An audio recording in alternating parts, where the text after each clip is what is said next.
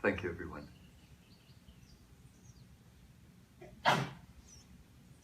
So we have had marvelous days honoring the Master. And we had a beautiful satsang last night. It's such a joy for me to remember Masters, to honor them, because I've felt the power that Masters have in this space to inspire us.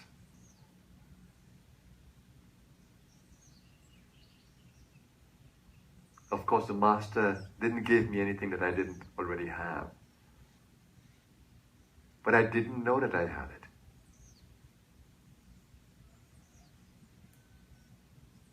It's amazing how the touch of a Master, or the thought of a Master, or the intention of a Master can help us on the journey. I remember going through that year of complete depression, 20 to 21. Totally disenchanted with life. Feeling no urge to even want to live. But I held on to the desire to know fully who I am and to experience, if there was, the source of my being. And I held on to that single purpose because everything else was meaningless. And that led me to the ashram of the Master, not knowing what would happen there. Thinking that I would only stay at this place for one day, and my travels through in there. But I've stayed there for my entire life,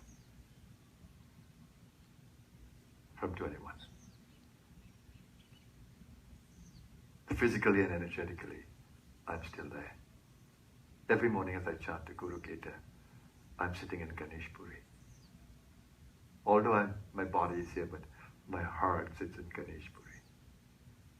It's an unforgettable experience. Every time I chant the Shri Krishna, I could see the morning sun coming up in the temple in Ganesh Puri.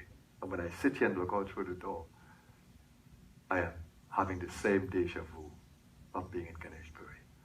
I can still remember the paddy fields, I can still remember the gardens, I can still remember as fresh as if I were there yesterday. That experience of spiritual awakening has never left me. And it was such a powerful awakening within my soul without the physical presence of the Master. Just being in that space with very devoted people brought about such a powerful awakening in my soul that for the first time in my life I could feel like my heart opened up. A love manifested from within my being. I felt free then, unburdened.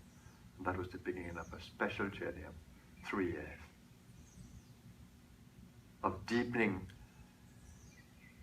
a deepening relationship with that inner power that we call Kundalini. So Kundalini became the Guru, she became the God, she became the mother, she became the father, she became the everything. And I followed Kundalini through the journey. When I met the Master, I could only relate to him from the Kundalini. When I tried to relate to him as a man, it didn't work. As I shut my eyes and went back to that inner power, and from there I could feel the alignment to the Master. So it is through the Kundalini that I connected to the Master. And that allowed me to leave Ganesh Puri. And each time I went, because my heart belonged there, and I felt that the Master was always with me, the Kundalini was always with me. And ultimately, through that 40-day experience of 1978, I feel completely unburdened on the inside with a whole new vision to life, a whole new experience, and such an intense experience of energy communication with my world. It's unbelievable. Every look into someone's eyes, every handshake, every hug, I experience fully the energy of the other person. And in that energetic communication, I can inspire, I can support, I can help in the journey. Of course, I cannot take your ignorance away, only you can give it up. But I can inspire.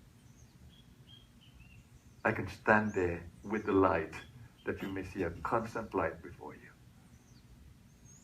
a light that never diminishes. And my joy is seeing when your light is kindled, when I see a new fire in your eyes, a new energy in your footsteps, when I see new energies in your hands, like a parent who is so happy to see the birth of a child. I see a rebirth within you, and that I become incredibly happy. And then I want to support that rebirth, that birth, that young identity in you. I want to support it, so I'm always supporting you like a mother until I can see you grow and you're on your own, and I feel very happy and fulfilled that you are carrying this guru power within you. And you don't need the physical me. But like honoring every parent, you don't forget the physical. You honor your parents. Though you don't need them, but you honor them for the role that they have played, and that's how we honor the gurus. I become indebted to these masters, so much so that I live like them. I walk their footsteps. And that's the only way that I can really repay or give back in some small measure for the role they have played in my life. But I see it all as a divine game. So today on Guru Purnima, it's a joy for me and an honor to remember the masters. I remember them with such love